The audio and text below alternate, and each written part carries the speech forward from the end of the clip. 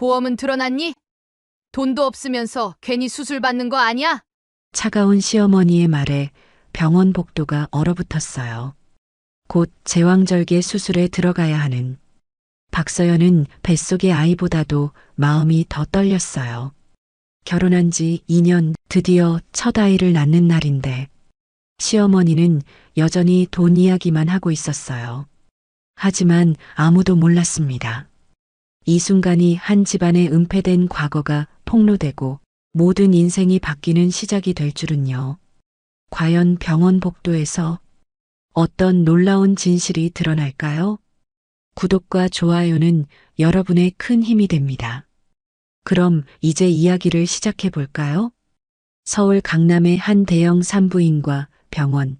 오늘은 박서연의 출산 예정일이었어요. 결혼한 지 2년 만에 가진 소중한 첫 아이였어요. 서연은 임신 9개월 된 배를 쓰다듬으며 수술실 앞 의자에 앉아 있었어요. 제왕절개 수술을 받기 위해 1시간째 기다리고 있었죠. 옆에는 남편 이준호가 앉아 있었어요. 하지만 준호는 계속 핸드폰만 보고 있었어요. 서연이 불안해하는데도 별로 신경 쓰지 않는 것 같았어요. 여보, 나 좀 무서워. 서연이 조심스럽게 말했어요. 괜찮을 거야. 요즘 의술이 좋아졌잖아. 준호는 핸드폰에서 눈을 떼지 않고 대충 대답했어요. 그때 복도 끝에서 시어머니 김영희가 나타났어요. 50대 후반의 김영희는 언제나 날카로운 표정을 하고 있었어요. 아직도 안 들어갔어? 김영희가 짜증스럽게 말했어요. 곧 들어간다고 하셨어요, 어머니. 서연이 조심스럽게 대답했어요. 병원비는 얼마나 나올 거야? 김영희의 첫 번째 관심사는 돈이었어요. 보험 처리되니까 많이 안 나올 거예요. 준호가 대신 대답했어요. 보험은 제대로 드러났겠지? 김영희가 서연을 쳐다보며 말했어요. 네, 드러났어요. 서연은 위축된 목소리로 답했어요. 돈도 없으면서 괜히 비싼 병원에서 낳겠다고 해서 김영희의 말에 서연은 마음이 아팠어요. 사실 이 병원은 서연이 고른 게 아니었어요. 김영희가 우리 집안 체면 때문에 비싼 병원으로 정한 거였어요. 하지만 정작 병원비를 걱정할 때는 서연 탓만 했어요. 어머니, 서연이가 힘들어해요. 준호가 조심스럽게 말했어요. 힘들긴 뭐가 힘들어? 요즘 애들은 다 이렇게 약해. 김영희는 며느리를 이해할 생각이 없었어요. 우리 때는 집에서 혼자 낳기도 했는데 말이야. 서연은 시어머니의 말을 들으며 눈물이 날 뻔했어요. 임신 내내 입덧도 심했고 몸도 많이 힘들었어요. 하지만 시어머니는 한 번도 걱정해 주거나 챙겨준 적이 없었어요. 오히려 임신했다고, 일 못한다고 핑계대지 말라며 더 많은 집안일을 시켰어요. 우리 큰 며느리는 임신 중에도 운동하고 다녔는데 김영희가 또 비교하기 시작했어요. 준호의 형수 이야기였어요. 그 집은 돈도 많고 시간적 여유도 있잖아요. 준호가 변명했어요. 그러니까 말이야. 돈 없으면서 왜 애를 가져? 김영희의 말이 점점 독해졌어요. 어머니, 그런 말씀은 준호가 말리려고 했어요. 왜? 틀린 말했어? 둘째 며느리는 아파트도 해오고 벤츠도 몰고 들어왔는데 김영희는 계속 비교했어요. 이 애는 뭘 해온 게 있어? 서연은 고개를 숙이고 참았어요. 결혼할 때 혼수를 많이 못한 것도 집안이 부유하지 못한 것도 모두 사실이었어요.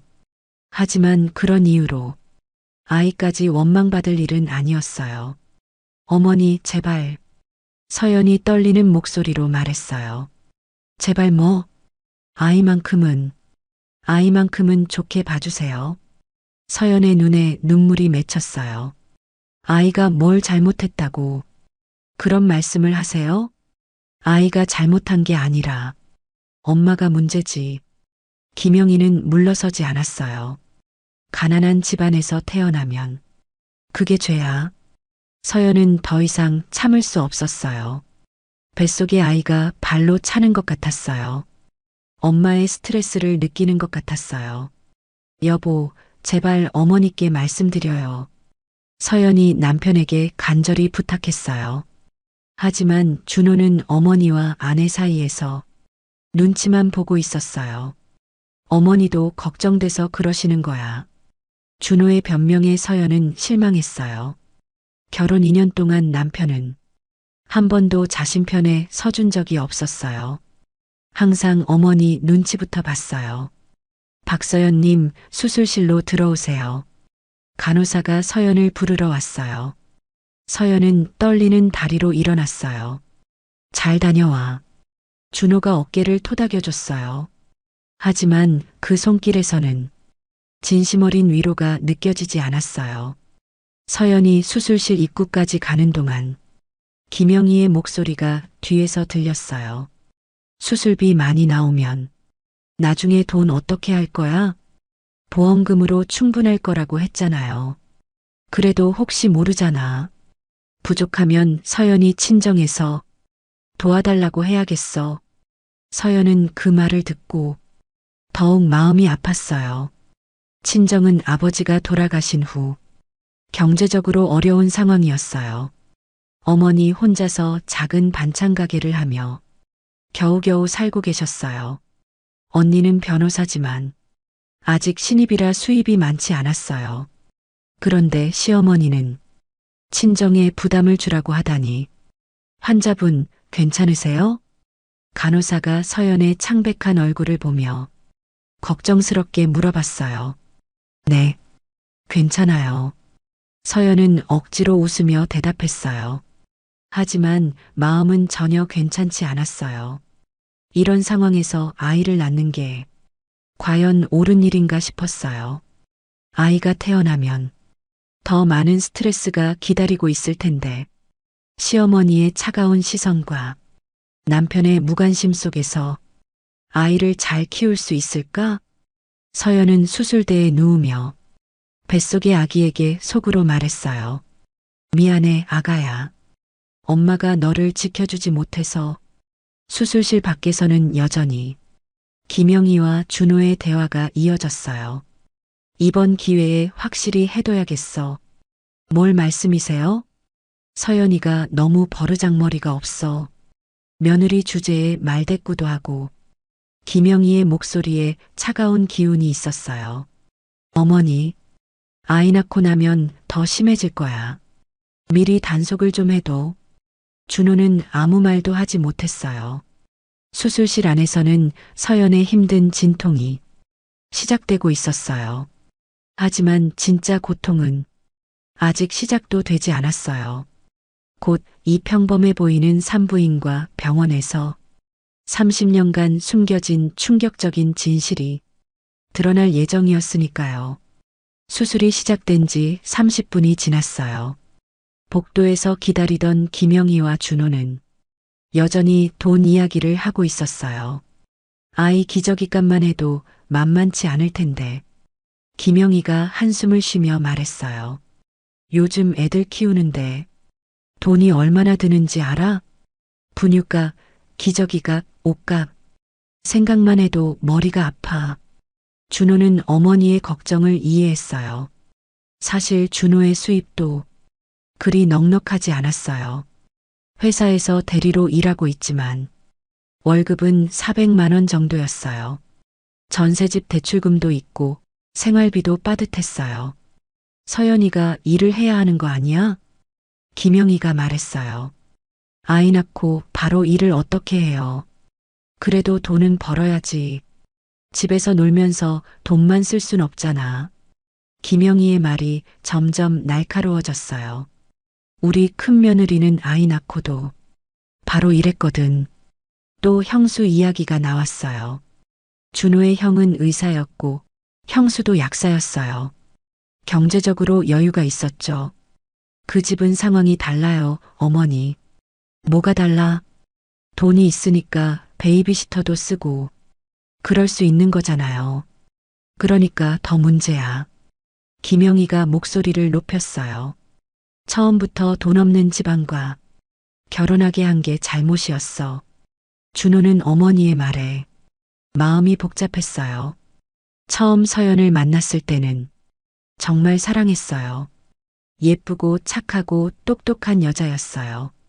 하지만 시간이 지나면서 현실적인 문제들이 하나씩 드러났어요.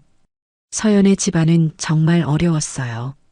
아버지는 사업 실패 후 돌아가셨고 어머니는 작은 반찬 가게로 생계를 꾸려가고 있었어요. 결혼할 때도 혼수를 제대로 못했어요. 반면 형수는 아파트 한 채를 혼수로 해왔고 외제차까지 타고 왔어요. 비교가 될 수밖에 없었어요. 내가 왜 반대했는지 이제 알겠지? 김영희가 준호를 바라보며 말했어요. 결혼은 사랑만으로 되는 게 아니야. 경제적 능력도 있어야 하는 거고. 준호는 아무 말도 할 수 없었어요. 어머니의 말이 틀렸다고 할 수도 없었거든요. 실제로 결혼 후에 경제적 어려움이 많았어요. 서연은 임신 전까지 작은 회사에서 일했지만 월급이 200만 원도 안 됐어요. 두 사람의 월급을 합쳐도 서울에서 살기엔 빠듯했어요. 이제라도 정신 차려야 해. 김영희가 계속 말했어요. 서연이한테 확실히 말해도 애 낳고 나면 바로 일자리 구하라고. 그리고 살림도 제대로 배워야 하고. 김영희는 며느리에 대한 불만이 많았어요. 서연이 요리를 잘 못하는 것도 집안일에 서툰 것도 모두 마음에 안 들었어요. 우리 큰 며느리는 요리도 잘하고 집안 정리도 깔끔하게 하는데 또 비교가 시작됐어요. 서연이는 맨날 피곤하다고 하고 제대로 하는 게 하나도 없어. 준호는 어머니의 말을 들으며 서연에 대한 미안함을 느꼈어요. 하지만 어머니에게 대들 용기는 없었어요.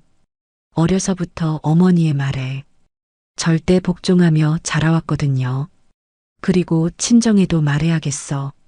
김영희가 새로운 이야기를 꺼냈어요. 뭘 말씀이세요?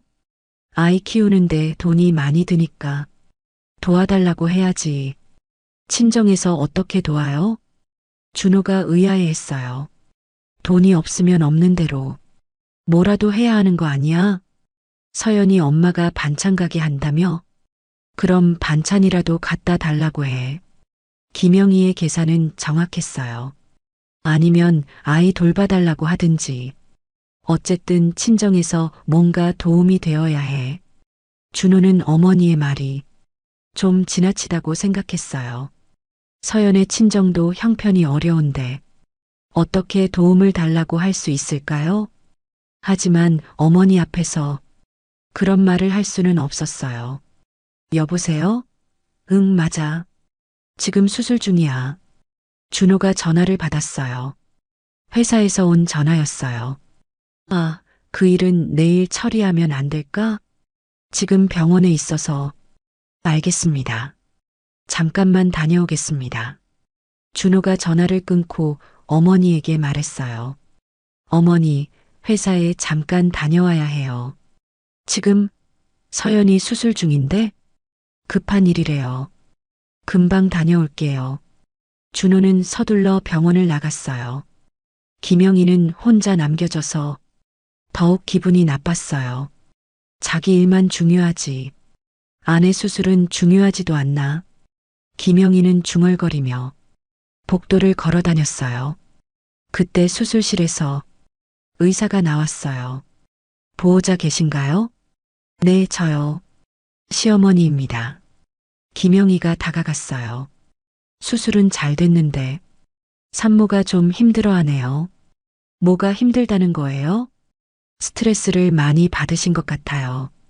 의사의 말에 김영희는 못마땅한 표정을 지었어요. 요즘 애들은 다 스트레스래요. 조금만 힘들어도 난리고. 의사는 김영희의 반응을 보며 무언가 느낀 것 같았어요. 아무튼 산모가 안정을 취해야 해요. 주변에서 많이 도와주세요. 네, 알겠습니다. 김영희는 대충 대답했어요. 하지만 속으로는 다른 생각을 했어요. 도와달라고? 내가 왜? 며느리 주제에 스트레스는 무슨?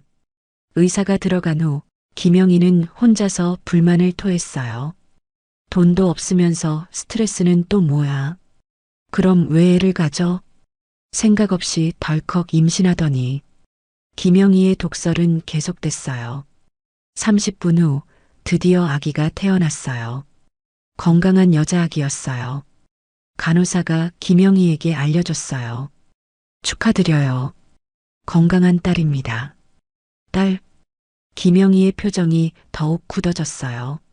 아들을 기대했는데 딸이라고 하니 실망스러웠어요. 산모는 언제 나와요? 조금 더 기다리셔야 해요. 마취에서 깨어나고 있거든요. 김영희는 한숨을 쉬었어요. 딸이라니. 앞으로 더 많은 돈이 들 것 같았어요. 결혼시킬 때 또 돈이 들고 김영희의 머릿속은 온통 돈 계산뿐이었어요. 서연이 힘들게 아이를 낳았는데도 기쁨보다는 걱정이 앞섰어요. 곧 서연의 친정 가족들이 병원에 도착할 예정이었어요. 그럼 또 다른 갈등이 시작될 터였죠. 1시간 후 서연이 회복실로 옮겨졌어요. 마취에서 깨어나고 있었지만 아직 의식이 흐릿했어요. 김영희는 서연의 침대 옆에 서서 차가운 시선으로 내려다봤어요. 이제 정신 차려야 할 거야. 김영희가 중얼거렸어요. 애 낳았다고 해서 편히 쉴 생각하지 말고. 서연은 김영희의 목소리를 들었지만 제대로 반응할 수 없었어요. 마취 때문에 몸이 말을 듣지 않았어요. 간호사가 뭐라고 그러던 스트레스 받지 말라고 김영희가 비웃듯 말했어요. 스트레스는 무슨, 살림도 제대로 못하면서 무슨 스트레스가 있다고. 서연은 시어머니의 말을 들으며 마음이 아팠어요. 아이를 낳은 지 겨우 1시간인데 벌써 이런 말을 듣다니. 그리고 딸이래. 김영희의 목소리에 실망이 섞였어요. 아들이었으면 좋았을 텐데. 서연은 그 말에 더욱 상처받았어요. 아이가 딸이라서 실망한다니. 갓 태어난 아이에게 어떻게 그런 말을 할 수 있을까요? 어쨌든 이제부터가 문제야. 김영희가 계속 말했어요. 기저귀값, 분유값, 돈이 얼마나 들지. 서연은 눈물이 났어요. 아이를 낳은 감동보다는 걱정과 부담만 안겨주는 시어머니. 이런 환경에서 아이를 키워야 한다니. 앞이 막막했어요. 그때 복도에서 급한 발걸음 소리가 들렸어요. 서연이 어디 있어요? 익숙한 목소리였어요. 서연의 언니 박다혜가 온 거였어요. 변호사인 다혜는 법원에서 일하다가 급하게 병원으로 달려왔어요. 여기에요. 간호사가 회복실을 가리켰어요. 다혜가 회복실로 들어왔어요. 32세의 다혜는 키가 크고 당당한 모습이었어요. 정장을 입고 있었지만 동생 걱정에 얼굴이 상기되어 있었어요. 서연아, 괜찮아? 다혜가 서연의 손을 잡으며 물어봤어요. 언니. 서연이 간신히 대답했어요. 고생 많았어. 아이는 건강하게 태어났지? 응. 딸이야. 딸, 좋다. 예쁠 것 같은데? 다혜는 진심으로 기뻐했어요. 김영희는 다혜의 반응을 보며 못마땅해 했어요. 아들이 아닌데 뭐가 좋다는 건지. 안녕하세요. 서연이 언니시죠? 김영희가 인사했어요. 네, 안녕하세요. 다혜도 정중하게 인사했어요. 하지만 두 사람 사이에는 묘한 긴장감이 흘렀어요. 다혜는 평소 서연에게서 시어머니 이야기를 많이 들었어요. 얼마나 힘들게 지내는지 알고 있었죠. 아이 보러 가봐도 될까요? 다혜가 물어봤어요. 신생아실은 면회 시간이 정해져 있어요. 김영희가 차갑게 대답했어요. 그럼 나중에 보겠네요. 다혜는 서연 곁에 앉았어요. 서연아, 많이 아팠지? 괜찮아, 언니. 거짓말. 얼굴 보니까 많이 힘들었구나. 다혜는 동생의 창백한 얼굴을 보며 마음이 아팠어요. 김영희는 자매의 대화를 들으며 끼어들었어요. 요즘 애들은 다 힘들어해요. 우리 때는 이런 거 아무것도 아니었는데. 다혜는 김영희의 말에 인상을 찌푸렸어요. 출산한 며느리에게 할 말이 아니었어요. 그래도 몸조리는 잘해야죠. 다혜가 정중하지만 단호하게 말했어요. 몸조리요? 김영희가 비웃었어요. 요즘 누가 몸조리해요? 둘째 며느리는 애 낳고 바로 이랬는데 또 형수 이야기가 나왔어요. 다혜는 김영희의 말에 화가 났어요. 하지만 서연 앞에서 싸우고 싶지는 않았어요. 상황마다 다르죠. 다혜가 참으며 대답했어요. 서연이는 좀 쉬어야 할 것 같은데요. 쉬긴 뭘 쉬어요. 김영희의 목소리가 높아졌어요. 집에 가서 해야 할 일이 얼마나 많은데. 청소, 빨래, 요리, 애까지 돌봐야 하고. 다혜는 김영희의 말을 듣고 깜짝 놀랐어요. 출산 직후인데 벌써 집안일 이야기를 하다니. 어머님, 그래도 몇 주는 쉬어야 하는 거 아닌가요? 다혜가 조심스럽게 말했어요. 몇 주요? 그럼 그동안 집안일은 누가 해요? 김영희가 반문했어요. 도와드리시면 되죠. 다혜의 말에 김영희는 더욱 기분 나빠했어요. 내가 왜 며느리 일을 도와줘야 해요? 며느리가 할 일을 하는 거지. 분위기가 점점 차갑게 식었어요. 서연은 두 사람의 대화를 들으며 스트레스를 받았어요. 언니가 자신을 위해 시어머니와 언쟁하는 것 같았어요. 언니 괜찮아. 서연이 약한 목소리로 말했어요. 내가 할 수 있어. 뭔 소리야? 다혜가 놀랐어요. 넌 지금 쉬어야 해. 그래요, 언니분. 김영희가 끼어들었어요. 서연이도 그럴 의지가 있다는데 자기 일은 자기가 해야죠. 다혜는 김영희의 말에 참을 수 없었어요. 하지만 서연이 말리니까 더 이상 말할 수 없었어요. 그때 복도에서 또 다른 발걸음 소리가 들렸어요. 이번에는 더 급한 소리였어요. 서연아, 서연이 어디 있니? 서연의 어머니 박선영이 온 거였어요.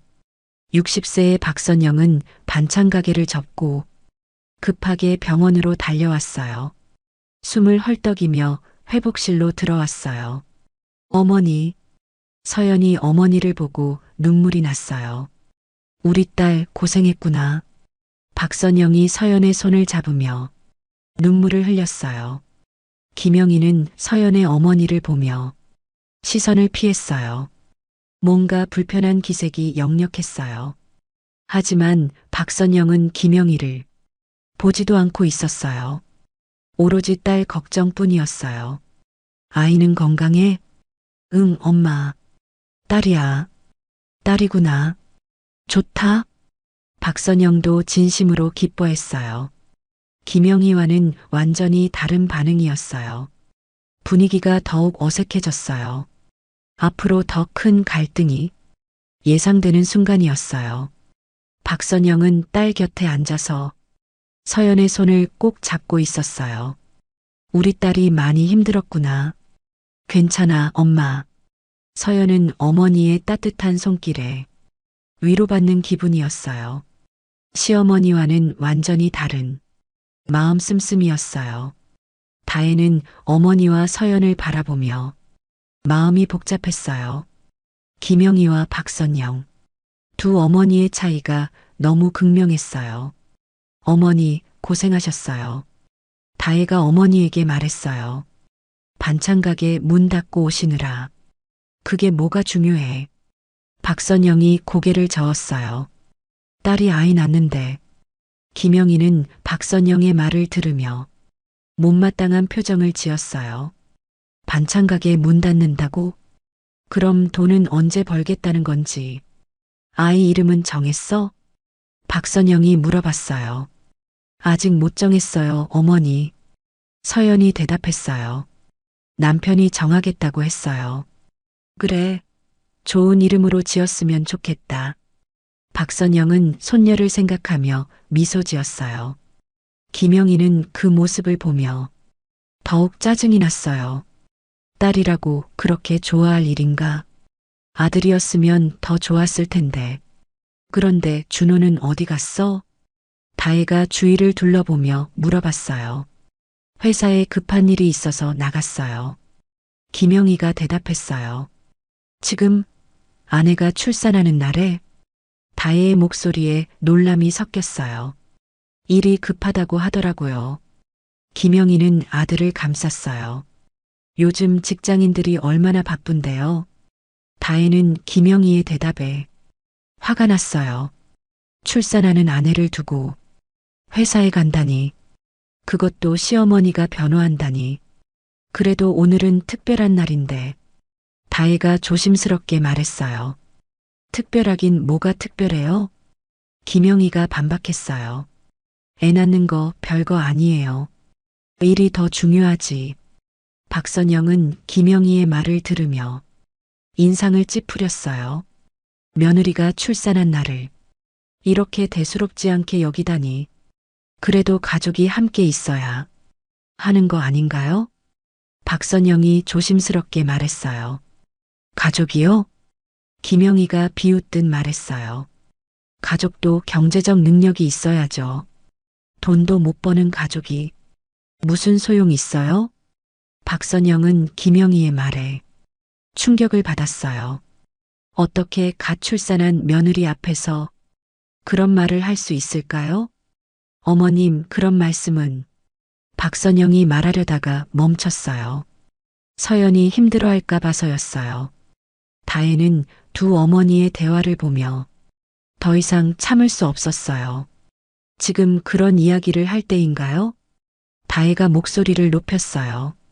서연이가 막 아이를 낳았는데 그러니까 더 현실을 봐야죠.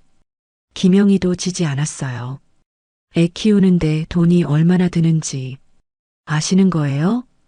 그건 가족이 다 같이 해결해야 할 문제죠. 다혜가 반박했어요.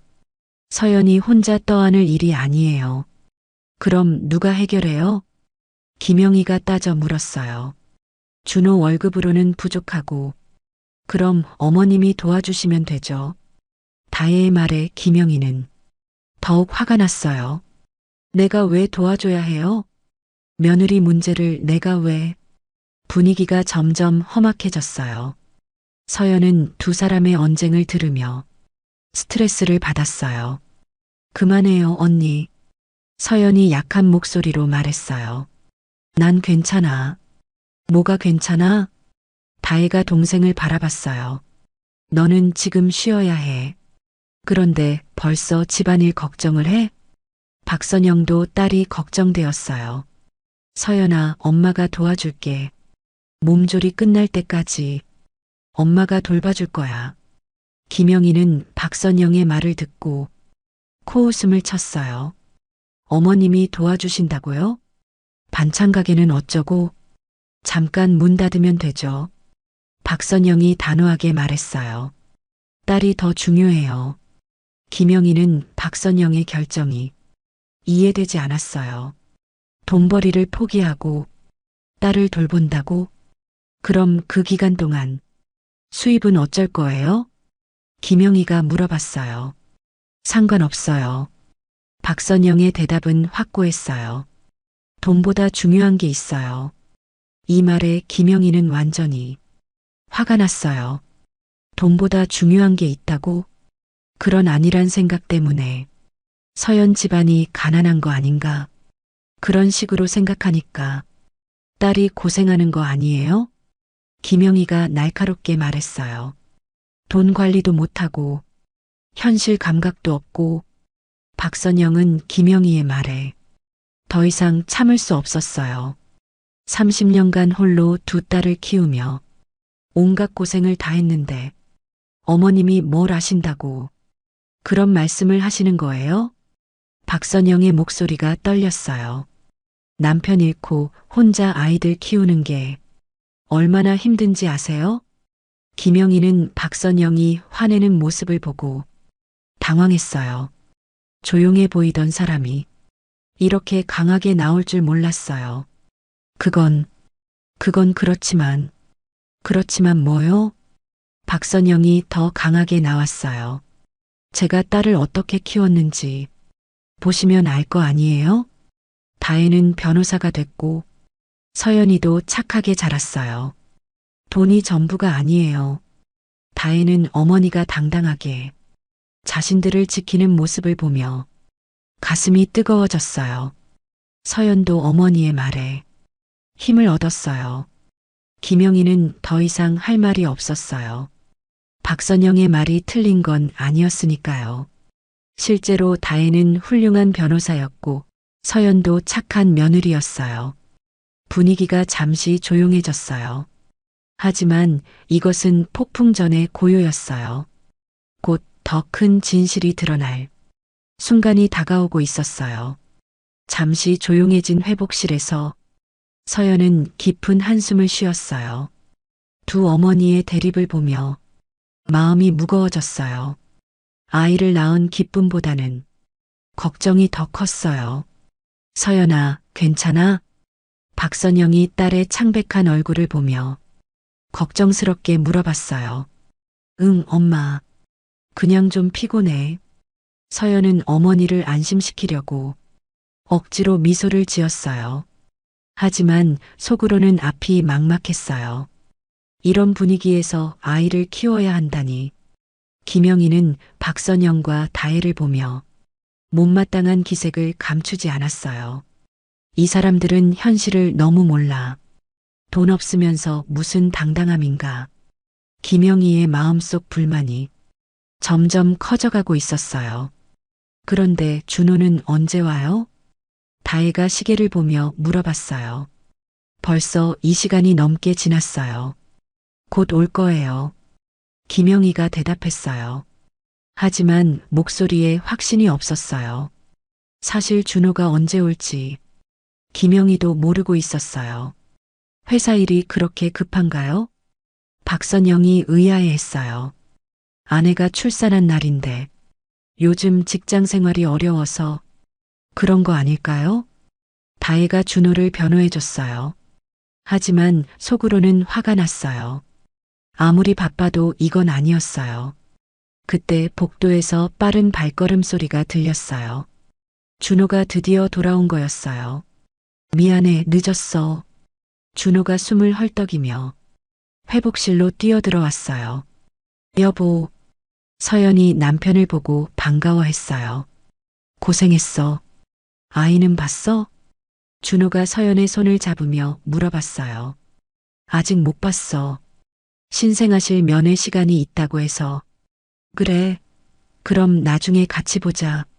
준호는 미안한 마음에 서연에게 다정하게 말했어요.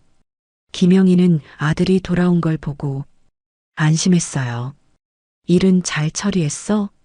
네, 어머니. 끝났어요. 준호가 대답했어요. 박선영과 다혜는 준호를 보며 복잡한 심정이었어요. 늦게라도 온 건 다행이지만 아직도 마음에 들지 않았어요. 사위, 고생 많으셨어요. 박선영이 정중하게 인사했어요. 아니에요, 어머님. 준호도 장모에게 인사했어요. 다혜 누나도 오셨네요. 응, 서연이 걱정돼서. 다혜가 차갑게 대답했어요. 준호는 다혜의 냉랭한 반응을 느꼈지만 뭐라고 할 수는 없었어요. 실제로 자신이 잘못했으니까요. 그런데 애 이름은 생각해뒀어? 김영희가 아들에게 물어봤어요. 아직요. 좀 더 생각해 볼게요. 빨리 정해야지. 출생신고도 해야 하고. 김영희는 성급하게 재촉했어요. 천천히 해도 되지 않나요? 박선영이 끼어들었어요. 좋은 이름으로 신중하게 정하는 게 중요해요. 그렇긴 하지만 너무 늦으면 안 되죠. 김영희가 반박했어요. 또다시 두 어머니 사이에 미묘한 기류가 흘렀어요. 준호는 양쪽 어머니의 눈치를 보며 어쩔 줄 몰라 했어요. 제가 며칠 더 생각해보고 정하겠습니다. 준호가 애매하게 대답했어요. 그래, 신중하게 정해. 박선영이 만족스럽게 고개를 끄덕였어요. 하지만 너무 오래 걸리지는 말고 김영희도 한마디 덧붙였어요. 서연은 이런 분위기가 점점 부담스러워졌어요. 아이 이름 하나 정하는 것도 이렇게 복잡할 줄 몰랐어요. 서연아, 배고프지 않아? 박선영이 딸을 걱정하며 물어봤어요. 조금 배고파, 엄마. 그럼 뭔가 사다 줄까? 병원 음식 먹어야 하는 거 아니에요? 김영희가 끼어들었어요. 산후 관리를 위해서 말이에요. 병원 음식이 맛없을 텐데. 박선영이 걱정했어요. 맛보다는 영양이 중요하죠. 김영희가 단호하게 말했어요. 괜찮아요, 어머니들. 서연이 중재했어요. 병원 음식 먹을게요. 하지만 마음속으로는 어머니가 해준 음식이 그리웠어요. 병원 음식보다는 집에서 정성스럽게 끓인 미역국이 먹고 싶었어요. 그래도 미역국은 집에서 끓여서 가져다 줄게. 박선영이 말했어요. 산모가 미역국 먹어야 하잖아. 굳이 그럴 필요 없어요. 김영희가 반대했어요. 병원에서 다 해주는데 왜 번거롭게. 딸이 좋아할 텐데요. 박선영이 고집했어요. 제가 끓인 미역국이 더 맛있을 거예요. 두 어머니가 미역국 때문에 또 신경전을 벌이고 있었어요. 다혜는 이런 상황이 답답했어요. 사소한 일로 계속 부딪히는 두 어머니. 서연은 더욱 스트레스를 받았어요. 두 분 다 고마워요. 서연이 약한 목소리로 말했어요. 병원 음식 먹고 엄마 미역국도 먹을게요. 김영희는 서연의 말에 못마땅했지만 더 이상 말하지 않았어요. 박선영은 딸이 자신의 미역국을 먹겠다고 해서 기뻤어요. 준호는 이런 분위기를 보며 한숨을 쉬었어요. 앞으로도 이런 일이 계속될 것 같았어요. 그럼 저는 집에 가서 미역국 끓일게요. 박선영이 일어나며 말했어요. 내일 아침에 가져다 줄게. 고마워, 엄마. 서연이 고마운 마음을 전했어요. 박선영은 딸의 이마에 가볍게 키스하고 병원을 나갔어요. 하지만 아무도 몰랐어요. 박선영이 김영희를 보며 느꼈던 이상한 기시감을, 그리고 곧 그 정체가 드러날 순간이 다가오고 있다는 것을.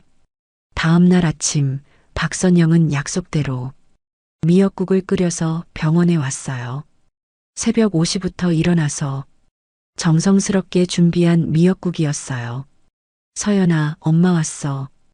박선영이 보온 용기를 들고 회복실로 들어왔어요. 고마워, 엄마. 서연은 어머니가 해준 미역국 냄새를 맡으며 눈물이 날 뻔했어요. 시어머니의 차가운 대우와는 달리 어머니의 사랑이 느껴졌어요. 뜨거우니까 천천히 먹어. 박선영이 딸에게 미역국을 떠먹여줬어요.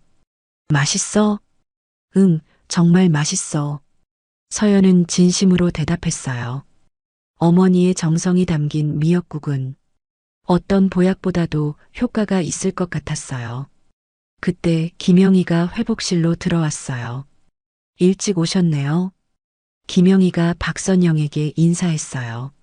네, 서연이한테 미역국 해다 주려고요. 박선영도 정중하게 대답했어요. 김영희는 박선영이 직접 끓인 미역국을 보며 못마땅했어요. 굳이 그렇게까지 할 필요가 있을까? 수고하셨어요. 김영희가 건성으로 말했어요. 박선영은 김영희의 차가운 반응을 느꼈지만 신경 쓰지 않으려고 했어요. 딸을 위한 일이었으니까요. 두 사람이 서연 곁에 앉아 있을 때 이상한 침묵이 흘렀어요. 박선영은 김영희를 보면서 묘한 기분을 느꼈어요. 어디서 본 것 같은 얼굴. 하지만 정확히 기억이 나지 않았어요. 김영희도 박선영을 보면서 불편한 느낌을 받았어요. 뭔가 과거와 연결되는 듯한. 하지만 두 사람 모두 확실하지 않아서 말하지 않았어요. 그런데 어머님은 어떤 일 하세요? 김영희가 박선영에게 물어봤어요. 반찬 가게 해요. 반찬 가게요? 김영희의 목소리에 약간의 무시하는 뉘앙스가 있었어요.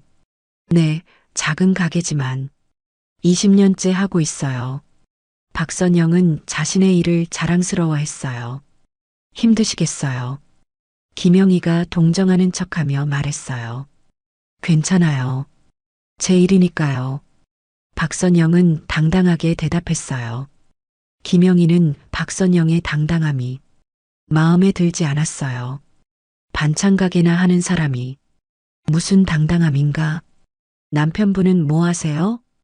김영희가 또 물어봤어요. 박선영의 표정이 잠깐 어두워졌어요. 돌아가셨어요. 아, 그래요? 김영희는 별로 미안해하지 않았어요. 오히려 그럴 줄 알았다는 표정이었어요. 언제 돌아가셨어요? 15년 전이요. 박선영이 조용히 대답했어요. 김영희는 박선영의 대답을 들으며 뭔가 떠오르는 것 같았어요. 15년 전. 그 시기가 왜 중요하게 느껴질까? 무슨 일로? 김영희가 더 캐물려 했어요. 하지만 박선영은 대답하기 싫어했어요. 남편의 죽음은 아직도 아픈 기억이었어요. 병으로요. 박선영이 짧게 대답했어요. 김영희는 박선영의 반응을 보며 더 궁금해졌어요. 뭔가 숨기는 것 같았어요. 어떤 병으로? 김영희가 계속 물어보려 할 때 서연이 끼어들었어요. 어머니, 그만 물어보세요. 서연이 시어머니를 말렸어요. 엄마가 힘들어 하시잖아요. 김영희는 며느리가 자신을 제지하는 게 기분 나빴어요. 하지만 더 이상 묻지는 않았어요. 박선영은 딸이 자신을 지켜준 게 고마웠어요. 하지만 동시에 불안했어요. 김영희가 계속 캐묻는 이유가 뭘까? 단순한 호기심이 아닌 것 같았어요. 신생아실에 아이 보러 갈까요? 박선영이 화제를 돌렸어요. 좋아요. 서연이 기뻐했어요. 어머니도 같이 가실래요? 서연이 김영희에게도 물어봤어요. 나는 됐어. 김영희가 냉담하게 대답했어요. 딸이니까 별로. 김영희는 손녀에 대한 관심이 별로 없었어요. 아들이었다면 달랐을 텐데. 박선영은 김영희의 반응에 실망했어요. 갓 태어난 손녀를 이렇게 대수롭지 않게 여기다니. 그럼 저희만 갈게요. 박선영이 서연을 부축했어요. 두 사람이 신생아실로 향했어요. 김영희는 혼자 회복실에 남았어요. 그리고 계속 박선영을 떠올렸어요. 분명히 어디서 본 얼굴인데 15년 전에 남편이 죽었다고? 김영희의 머릿속에서 무언가 연결되기 시작했어요. 15년 전, 그때 자신의 남편 회사에서 큰 사건이 있었어요. 횡령 사건. 그리고 그 사건으로 인해 여러 사람이 피해를 봤어요. 그 중에 자살한 사람도 있었고, 김영희의 얼굴이 점점 창백해졌어요. 설마 그 사람이? 김영희는 급하게 핸드폰을 꺼내 15년 전 신문 기사를 검색했어요. 건설 횡령 사건, 피해자 C 자살. 기사 속 사진을 본 순간 김영희는 충격에 빠졌어요. 박선영의 남편이 바로 그 피해자였어요. 그리고 그 사건의 가해자는 김영희 자신의 남편이었어요. 김영희는 손이 떨렸어요. 30년간 숨겨왔던 비밀이 이렇게 드러날 줄이야. 박선영도 분명히 자신을 알아볼 거였어요. 아니면 이미 알고 있을 수도. 김영희는 패닉 상태에 빠졌어요. 어떻게 해야 할지 몰랐어요. 신생아실에서 손녀를 보고 있던 박선영도 뭔가 이상함을 느끼고 있었어요. 김영희의 얼굴이 계속 머릿속에 맴돌았어요. 분명히 어디서 본 얼굴인데 박선영도 기억을 더듬기 시작했어요. 15년 전 그 끔찍한 사건, 남편을 죽음으로 몰고 간 그 사람들, 그 중 한 명이 김영희와 닮았던 것 같은데 두 여자는 각자 다른 곳에서 같은 진실에 다가가고 있었어요. 곧 모든 비밀이 드러날 순간이 다가오고 있었어요. 그날 밤 박선영은 집에서 잠들 수가 없었어요. 김영희의 얼굴이 계속 머릿속에 맴돌았어요. 분명히 어디서 본 얼굴인데 박선영은 침대에서 일어나 15년 전 앨범을 꺼냈어요. 남편이 돌아가시기 전 마지막 사진들이 있었어요. 사업이 망하고 괴로워하던 남편의 모습들, 그리고 법정에 갔던 날의 사진도 있었어요. 박선영은 그 사진들을 하나씩 보며 기억을 더듬었어요. 그때 법정에서 본 사람들, 가해자 가족들의 얼굴이 어렴풋이 떠올랐어요. 그 중 한 명이 김영희와 비슷했던 것 같은데 박선영은 더 정확한 기억을 위해 당시 신문 스크랩을 찾았어요. 15년 전 사건을 다룬 모든 기사를 모아뒀거든요. 건설 횡령 사건, 사장 김 등 3명 구속, 피해자 박 씨 자살로 생을 마감. 기사를 다시 보니 모든 게 생생하게 떠올랐어요. 그리고 가해자 명단에서 한 이름을 발견했어요. 김철수 당시 45세, 격리부장. 김철수, 김영희의 남편 이름이었어요. 박선영은 손이 떨렸어요. 설마, 정말 그 사람이? 박선영은 급하게 더 자세한 자료를 찾아봤어요. 당시 재판 기록, 피해자 명단, 모든 것이 일치했어요. 김철수는 회사 돈을 횡령한 주범 중 한 명이었고 그 때문에 여러 협력업체가 도산했어요. 박선영의 남편 회사도 그 중 하나였어요. 박선영은 충격에 빠졌어요. 내 딸이 그 사람 아들과 결혼했다고? 그리고 그 사람이 지금 내 딸을 괴롭히고 있다고? 박선영의 분노가 치솟았어요. 15년 전 그 사건으로 남편이 극단적 선택을 했어요. 갑작스런 사업 실패와 거액의 손실. 남편은 그 충격을 견디지 못했어요. 박선영은 홀로 두 딸을 키우며 온갖 고생을 다했어요. 그런데 그 원인 제공자가 바로 김영희 가족이었다니 박선영은 분노로 떨었어요. 하지만 동시에 고민도 됐어요. 서연이에게 말해야 할까? 아이를 갓 낳은 상태에서 이런 충격적인 사실을. 박선영은 밤새 고민했어요. 딸의 행복을 생각하면 모른 척하는 게 나을 것 같았어요. 하지만 김영희가 서연이를 괴롭히는 걸 보면서 더 이상 참을 수 없었어요. 이제 진실을 말해야겠어. 박선영은 결심했어요. 한편 김영희도 밤새 불안에 떨고 있었어요. 박선영이 진실을 알면 어떻게 될까? 서연과 준호의 결혼에 문제가 생기지 않을까? 김영희는 남편 김철수가 15년 전에 저지른 일 때문에 계속 괴로워했어요. 당시에는 회사 사정이 어려워서 어쩔 수 없었다고 생각했어요. 하지만 그 결과로 여러 사람이 피해를 봤다는 것도 알고 있었어요. 특히 박선영의 남편처럼 극단적 선택을 한 사람들도 있었고요. 김영희는 그런 죄책감 때문에 항상 불안했어요. 그래서 더욱 돈에 집착하게 됐고 며느리에게도 차갑게 대했던 거예요. 혹시 박선영이 복수하려고 일부러 딸을 우리 집으로. 김영희는 온갖 상상을 했어요. 하지만 그럴 리는 없을 거라고 스스로 위로했어요. 박선영이 미리 알았다면 애초에 결혼을 허락했을까? 다음 날 아침 두 여자는 각각 다른 마음으로 병원에 갔어요. 박선영은 진실을 밝힐 각오로, 김영희는 비밀을 지켜야 한다는 부담으로, 서연의 회복실은 곧 폭풍의 중심이 될 예정이었어요. 박선영이 병원에 도착했을 때 김영희는 이미 와 있었어요. 두 사람은 서로를 바라보며 묘한 긴장감을 느꼈어요. 안녕하세요. 박선영이 먼저 인사했어요. 목소리에 평소와 다른 냉기가 있었어요. 김영희도 그것을 느꼈어요. 네, 안녕하세요. 김영희의 대답도 어색했어요. 서연은 두 어머니의 이상한 분위기를 느꼈어요. 어머니들, 무슨 일 있으세요?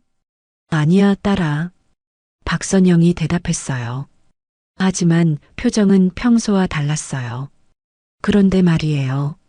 박선영이 입을 열었어요. 김영희는 박선영이 뭔가 말하려는 걸 알고 긴장했어요. 어머니, 혹시 15년 전에 건설 사건 기억하세요? 박선영의 질문에 김영희는 얼굴이 하얘졌어요. 드디어 진실이 드러나는 순간이 온 거였어요.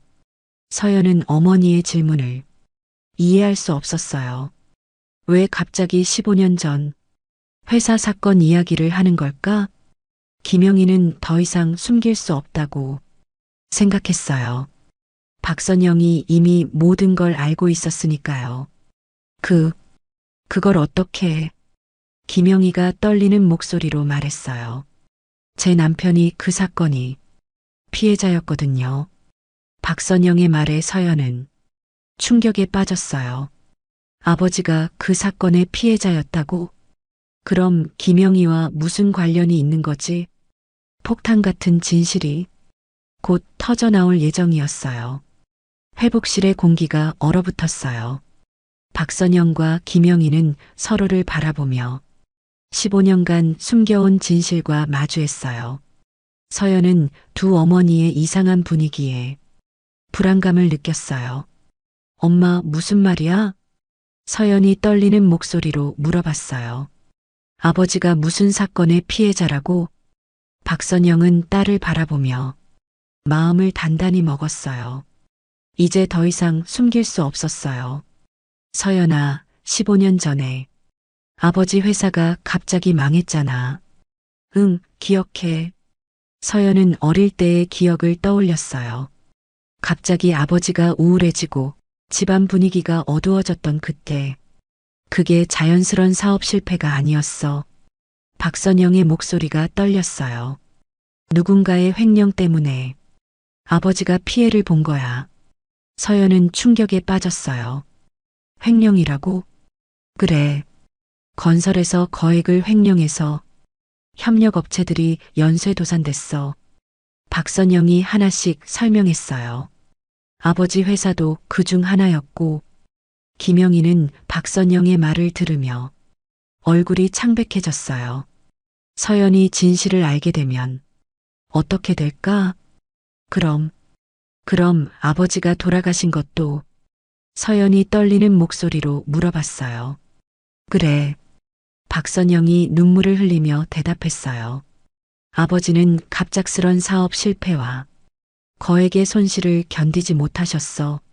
서연은 충격에 빠졌어요. 아버지의 죽음에 그런 사연이 숨겨져 있었다니. 그런데 이 얘기를 왜 갑자기? 서연이 고개를 돌려 김영희를 봤어요. 김영희는 피하려고 했지만 더 이상 숨길 수 없었어요. 박선영이 결정적인 말을 했어요. 그 횡령 사건의 주범 중 한 명이 김철수 씨였어. 김철수? 서연이 되뇌었어요. 그 이름이 왜 익숙하지? 시아버지 이름이야. 박선영이 차분하게 말했어요. 서연은 머릿속이 하얘졌어요. 시아버지가 아버지를 죽음으로 몰고 간 가해자였다고? 엄마, 그게 무슨 사실이야, 서연아. 박선영이 딸의 손을 잡았어요. 어젯밤에 모든 걸 확인했어. 서연은 김영희를 바라봤어요. 김영희는 고개를 숙이고 있었어요. 어머니, 이게 사실이에요? 서연이 떨리는 목소리로 물어봤어요. 김영희는 오랫동안 침묵했어요. 그러다가 천천히 고개를 끄덕였어요. 사실이야. 김영희의 인정에 서연은 완전히 무너졌어요. 어떻게 이럴 수가. 서연이 울음을 터뜨렸어요. 자신이 사랑한 남편의 아버지가 자신의 아버지를 죽음으로 몬 사람이었다니. 서연아. 김영희가 며느리에게 다가가려 했어요. 오지 마세요. 서연이 소리쳤어요. 어떻게 이런 일이. 서연의 눈에서 눈물이 쏟아졌어요. 갓 출산한 몸에는 너무 큰 충격이었어요. 서연아, 진정해. 박선영이 딸을 달랬어요. 몸에 독이 될 거야. 하지만 서연은 진정할 수 없었어요. 모든 것이 거짓말처럼 느껴졌어요. 그럼 엄마는 언제부터 알고 계셨어요? 서연이 어머니에게 물어봤어요. 박선영은 잠시 망설였어요. 이제 와서 거짓말할 수는 없었어요. 결혼 전부터 알고 있었어. 박선영의 대답에 서연은 더 큰 충격을 받았어요. 결혼 전부터요? 그럼 왜 말리지 않으셨어요? 박선영은 눈물을 흘리며 대답했어요. 너를 사랑하는 마음이 진짜 같았어. 그리고 준호는 아무 잘못이 없잖아. 아버지의 죄를 아들이 짊어져야 할 이유는 없다고 생각했어. 서연은 어머니의 말을 이해했지만 동시에 배신감도 느꼈어요. 그래도 말씀해 주셨어야죠. 미안해, 서연아. 박선영이 딸에게 사과했어요. 하지만 너의 행복이 우선이었어. 김영희는 이런 모습을 보며 죄책감에 휩싸였어요. 서연아, 정말 미안해. 김영희가 진심으로 사과했어요. 남편이 저지른 일이지만 나도 책임이 있어. 미안하다고 해서 해결될 일이에요? 서연이 분노를 터뜨렸어요. 제 아버지는 돌아가셨어요. 그 때문에 저희 가족이 얼마나 고생했는지 아세요? 서연의 절규에 김영희는 할 말을 잃었어요. 실제로 변명의 여지가 없었어요. 그런데 지금까지 저를 무시하고 괴롭혔잖아요. 서연이 계속 말했어요. 돈 없다고, 가난하다고. 그렇게 깔보셨잖아요. 우리 가족이 왜 가난해졌는지 알고 계시면서도. 김영희는 서연의 말에 더욱 죄책감을 느꼈어요. 자신이 며느리를 대한 방식이 얼마나 잘못된 것이었는지 이제야 깨달았어요. 정말 미안해, 서연아. 김영희가 무릎을 꿇으며 사과했어요. 용서해달라고 할 수도 없어. 하지만 정말 미안해. 서연은 시어머니가 무릎 꿇는 모습을 보며 복잡한 감정을 느꼈어요. 분노와 동시에 허탈감도 밀려왔어요. 그때 복도에서 준호의 목소리가 들렸어요. 왜 이렇게 조용하지? 준호가 회복실로 들어오는 순간 새 여자의 눈물 범벅인 얼굴을 봤어요. 무슨 일이야? 준호가 당황하며 물어봤어요. 서연은 남편을 바라보며 새로운 감정에 휩싸였어요. 이제 준호에게 뭐라고 말해야 할까? 모든 진실이 드러난 지금 이 결혼을 어떻게 이어가야 할까? 준호는 회복실 안의 분위기를 보며 무슨 일인지 알 수 없었어요. 아내는 울고 있고 어머니는 무릎을 꿇고 있고 장모님은 분노에 떨고 있었어요. 대체 무슨 일이야? 준호가 다시 물어봤어요. 서연은 남편을 바라보며 어떻게 말해야 할지 몰랐어요. 15년간 숨겨진 진실을 어떻게 설명해야 할까? 여보. 서연이 떨리는 목소리로 말했어요. 앉아봐. 준호는 서연의 심각한 표정을 보고 의자에 앉았어요. 내 아버지가 15년 전에 한 일 알고 있어? 서연의 질문에 준호는 당황했어요. 아버지요? 무슨 말이야? 건설 횡령 사건 말이야. 서연이 차분하게 말했어요. 준호의 얼굴이 굳어졌어요. 그 사건에 대해서는 어렴풋이 알고 있었어요. 하지만 자세한 내용은 모르고 있었죠. 그건 왜 갑자기 제 아버지가 그 사건의 피해자였어요. 서연의 말에 준호는 충격을 받았어요. 뭐라고? 당신 아버지 때문에 제 아버지가 돌아가셨어요. 서연의 목소리가 차갑게 변했어요. 준호는 상황을 이해할 수 없었어요. 장인어른이 그 사건과 관련이 있었다고? 서연아, 그게 무슨 사실이야, 준호야. 박선영이 사위에게 말했어요. 내 아버지가 횡령한 돈 때문에 우리 가족이 파탄났어. 준호는 두 손으로 머리를 감쌌어요. 이런 일이 일어날 줄 몰랐어요. 아버지, 정말 그런 일을? 준호가 김영희를 바라봤어요. 김영희는 고개를 끄덕였어요.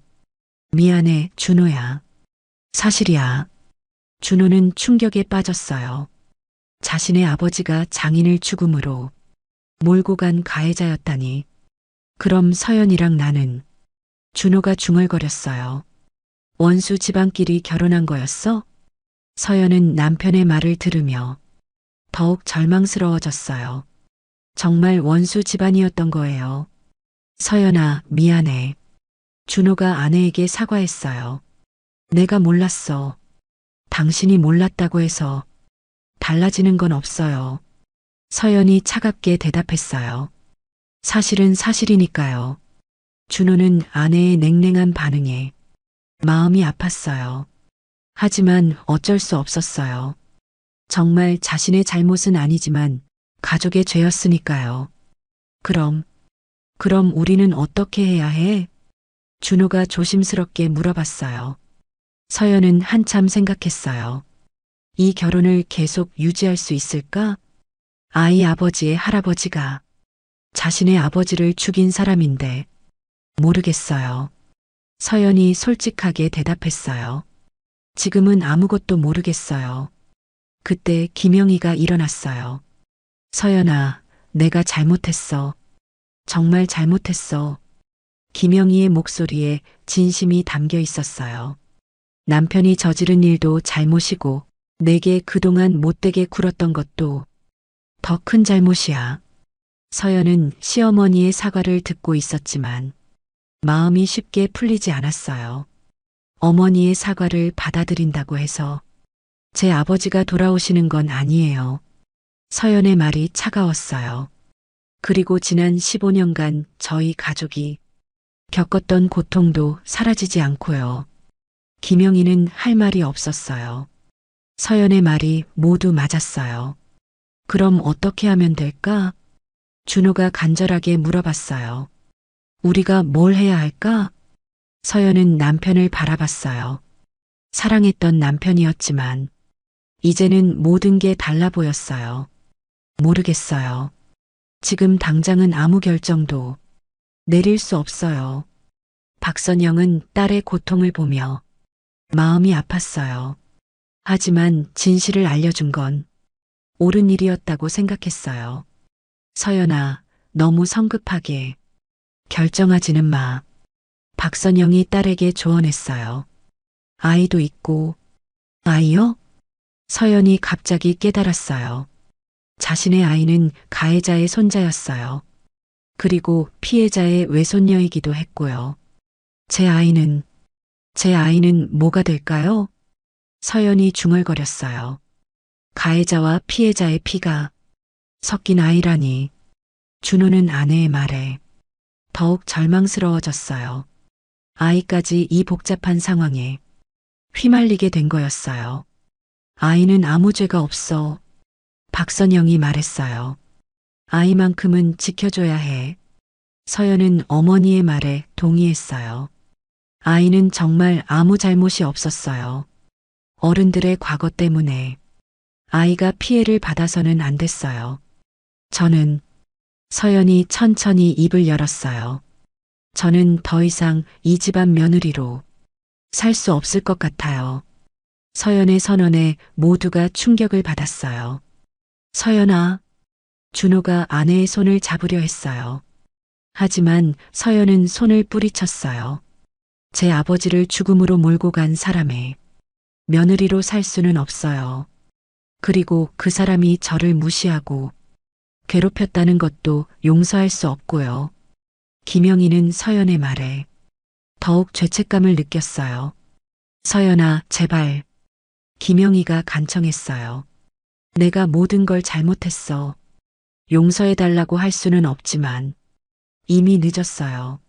서연이 단호하게 말했어요. 제 마음은 이미 정해졌어요. 서연은 침대에서 일어나려고 했어요. 어디 가려고?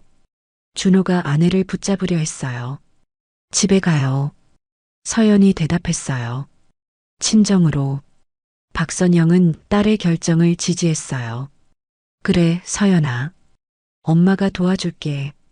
준호는 아내가 정말 떠날까봐 절망스러웠어요. 하지만 붙잡을 명분도 자신감도 없었어요. 가족이 저지른 죄가 너무 컸으니까요. 서연은 짐을 챙기기 시작했어요. 아이와 함께 새로운 인생을 시작하기 위해서였어요. 서연은 천천히 옷을 입으며 마지막 결심을 굳혔어요. 출산한 지 이틀밖에 안 됐지만 더 이상 이곳에 있을 수 없었어요. 서연아, 몸이 아직 회복 안 됐는데. 준호가 걱정스럽게 말했어요. 괜찮아요. 서연이 차갑게 대답했어요. 마음이 더 아픈데 몸이 아픈 건 참을 수 있어요. 박선영은 딸을 도와 짐을 정리했어요. 천천히 해, 서연아. 급하게 하지 마.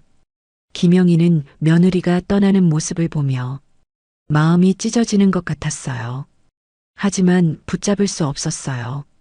자신이 저지른 잘못이 너무 컸으니까요. 서연아, 정말 미안해. 김영희가 마지막으로 사과했어요.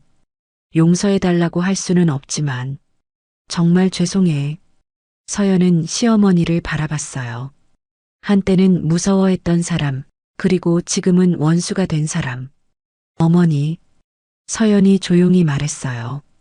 저도 어머니를 용서할 수는 없어요.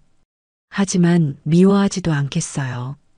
김영희는 서연의 말에 눈물을 흘렸어요. 며느리의 마지막 배려였어요. 그리고 준호 씨, 서연이 남편을 바라봤어요. 당신은 잘못이 없어요. 하지만 저는 더 이상 당신과 함께 살 수 없어요. 준호는 아내의 말에 절망스러워했어요. 서연아, 우리 다시 생각해보자. 아이도 있고, 아이는 제가 키울게요. 서연이 단호하게 말했어요. 혼자서라도 잘 키울 수 있어요. 엄마가 그랬던 것처럼. 박선영은 딸의 말에 가슴이 뭉클했어요. 30년 전 자신도 이런 선택을 했었죠. 남편을 잃고 혼자서 두 딸을 키우기로 결심했던. 서연아, 엄마가 도와줄게. 박선영이 딸의 손을 잡았어요. 우리 셋이서 잘 살자. 서연은 어머니의 따뜻한 손길에 위로를 받았어요.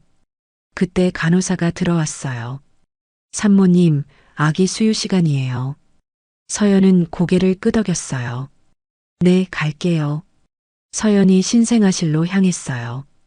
박선영도 함께 따라갔어요. 김영희와 준호는 회복실에 혼자 남게 됐어요. 어머니, 어떻게 하죠?